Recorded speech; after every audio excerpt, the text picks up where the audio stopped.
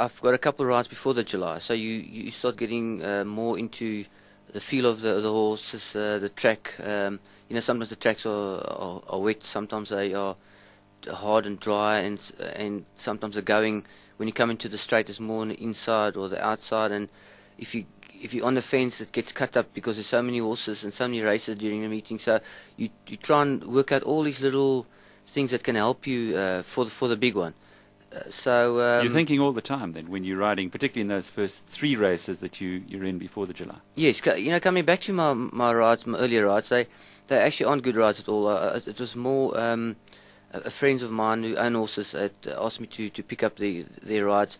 So my main ride is Keppel, and the others, we don't stop trying and winning and scheming to try and beat the other horses. But at the end of the day, it helps to. It'll also help me sweat a little bit through the day, and it'll also help me to get to that weight. So even though they aren't standout rides, you've no doubt looked very carefully at the competition. Let's start off in the second race, because this is a juvenile play. It doesn't look like a very difficult field or very strong field, Pierre. 1900 meters, which brings in the jockey's understanding of tactics and feel of pace and areas in which you do excel. You're riding number 10, a horse called Soul Searcher. This, as you say, is not exactly a horse that you perhaps would have gone out and selected, but he's out of I know that garb of guys. The mother of this horse was an absolute champion, so perhaps there is a little bit of ability in him. Yeah, she was very good, but he's already had 3 runs, and hasn't shown anything. The reason why I took the ride was John Finlayson. He gives me all his rides, and he's got a lot of horses with Gary Alexander, and so he's always looking for me to ride his horses. So basically, doing a little bit of a favour for him. For a friend, for the owner of the horse. For the owner, yes. And look, the horse has drawn 1, which at this track is a big advantage, and he's got blinkers on for the first time. So we'll see. That might improve him.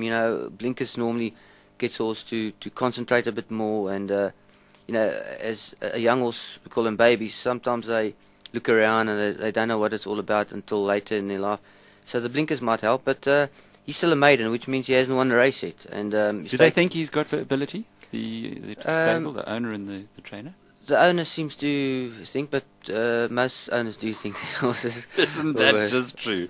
Who in the field then would you say is the likely standout? Well, I'd probably go between 1 and 2, because they're the only 2 horses that have won a race, and you also need a horse that knows what it's about on this track, because speed is very important on this track. It's got a short straight, so you don't want to be too far behind, and so your initial speed out the gate gives you an advantage. Mm-hmm. All right, well, we won't get too involved in that race then, because hopefully some of your fans will put you in for places, but they know they mustn't wager too much. Then the first of the feature events on the day comes up in the third race. It's a grade 3 event, and just by way of background, in horse racing, the top races, like the July, are grade 1s. Then you get the next stage as grade 2. These are feature races. Then a grade 3, and then listed races and feature races, and, of course, many other races. So this is a feature race. It's a grade 3. It's a 200,000 Rand race, and over the July distance of 2,200. You're riding a horse called Mr. Splendid for Joey Ramsden, a top trainer from the Cape. How did you get onto this one? Yeah, funny enough, I didn't phone for the ride.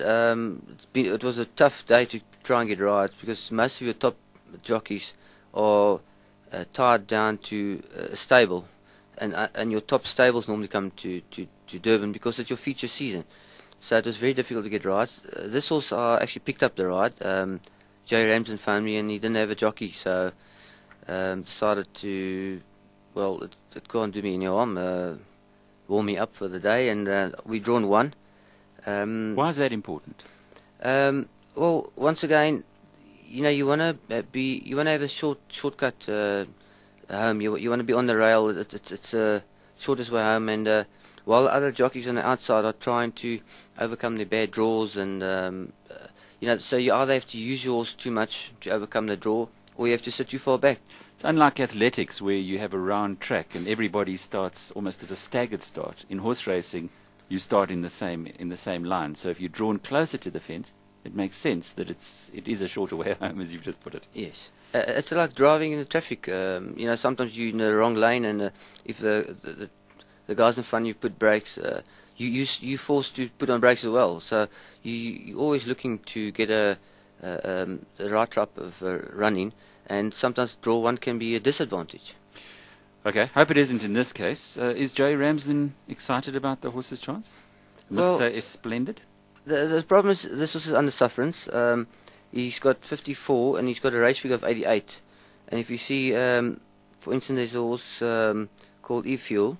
He's got 54 as well. That means that they both carry the same weight. But his race figure is 93, where Mr. Splendid is 88. So he's 5 points. It's 2.5 kilograms. Every point is half a kilogram. And so if it was a different race, a different handicap, maybe a lower graded handicap, then your horse would be getting 2.5 kilograms less to carry than a horse like E-Fuel. Yes, so you're at a disadvantage. I'm here, a and disadvantage, as you say, under sufferance already. My horse should be carrying 51.5.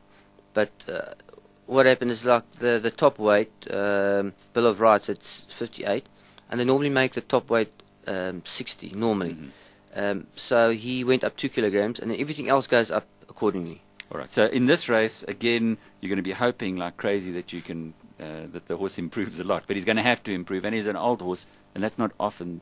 When I say old horse, he's 5 years old. So it's not always that easy for a horse to show improvement at that age. Yeah, I mean, if you look at Neve, beat him last time by 4.5 lengths, and there's not much of a weight difference. So he's held on that form. But we've drawn one, and Neve's drawn wide. So maybe we can make some improvement, but it'll be hard to improve 4.5 lengths. Who do you think stands out, or do any of them stand out in what otherwise looks like quite an open race? Yes, my initial. Well, I respect Neve because I was sitting just ahead of him last time when he quickened up really well, and unfortunately he's drawn wide. And then I thought a nice roughie would be Vision of Grandeur. He's drawn well, and his previous form was behind Pocket Power, and we know he's running in July, so maybe a nice roughie. Vision of Grandeur is number 4 on the card, trained by Justin Snaith, ridden by Felix Coetzee, and there you'll have a good look at him because he's drawn just 2 away from you, drawn number 3. I hope there's better luck in race number 4. It's a $500,000